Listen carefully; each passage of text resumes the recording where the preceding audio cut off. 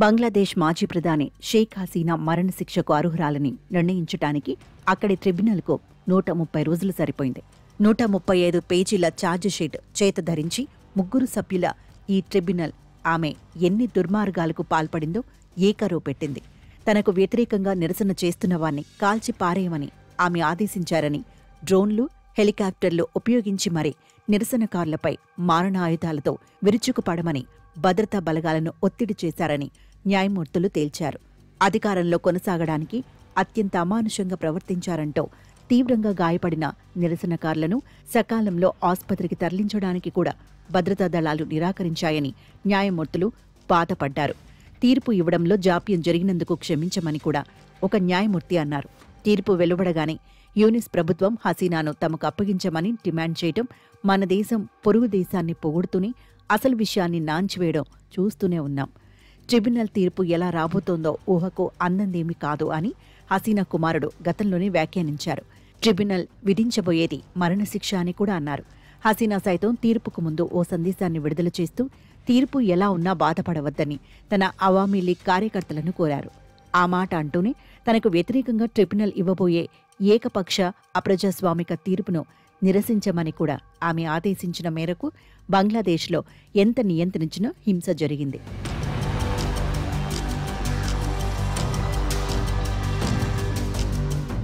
సరిగ్గా 50 ఏళ్ల క్రితం జరిగిన సైనిక కుట్రలో తండ్రి, తల్లి, 3 సోదరులను కోల్పోయి 6 ఏళ్ల పాటు భారత్లో ఇందిరా నీడన తలదాచుకొని తిరిగి స్వదేశంలో కాలూని అధికారాన్ని చేజిక్కించుకున్న హసీనా గతం ఇప్పుడు అందరికీ గుర్తుకు వస్తోంది. జియావుర్ రహమాన్ భార్య ఖలీదా జియా మీద అలుపెరగని సాహసోపేత పోరాటాలు చేశారు. ఇద్దరు బేగంల మధ్య సాగిన ఆధిపత్య పోరాటంలో ముజబుర్ రెహమాన్ కుమార్తె పైచే సాధించారు. గద్దెనెక్కిన 5 ఏళ్లలో మళ్లీ దిగవలసి వచ్చింది.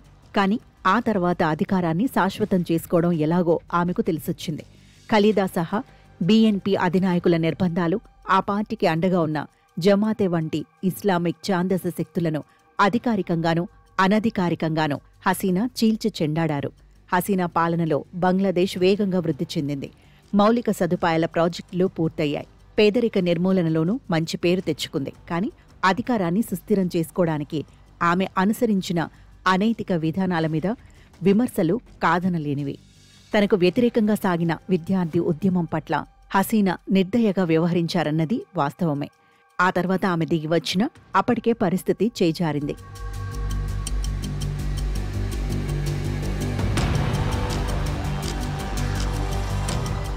రిజర్వేషన్ వ్యతిరేక ఉద్యమం తన లక్ష్యాన్ని సాధించుకున్న తర్వాత నిజానికి చల్లారిన స్వల్పకాలంలోనే తిరిగి రాజుకోవడం వెనుక జమాత్ ఇస్లామీ, బీఎన్పీ ఉండటంతో ఆమె కఠినంగా వ్యవహరించాల్సి వచ్చిందని అంటారు. పాకిస్తాన్ ఒత్తిడి కారణంగా అమెరికా, దాని మిత్రదేశాలు కొన్ని ఆమెకు పూర్తి వ్యతిరేకంగా వ్యవహరించాయి. ఆమె ఢిల్లీ పారిపోయి వచ్చిన తర్వాత బంగ్లాదేశ్లో అప్పటి నుంచి ఇప్పటి వరకు సాగిన పరిణామాలన్నీ ఆమె పట్ల ఏ శక్తులు ఏ లక్ష్యాల సాధన కోసం కత్తికట్టాయో తెలియచెబుతాయి. గృహ నిర్బంధంలో ఉన్న ఖలీదా విదేశీ చికిత్సతో ఎన్నికలకు సిద్ధపడటం, వేలాది మంది జమాత్ యోధులు జైళ్ల నుంచి బయటకు రావడం, ముజబుర్ రెహమాన్ విగ్రహాలను మాత్రమే కాదు, ఆయన ఆధ్వర్యంలో సాగిన విముక్తి పోరాటాన్ని సైతం చరిత్ర నుంచి చెరిపేసి అప్పట్లో ఊచకోత కోసిన పాకిస్తాన్ను ఘనంగా ఊరేగించటం చూస్తూనే ఉన్నాం.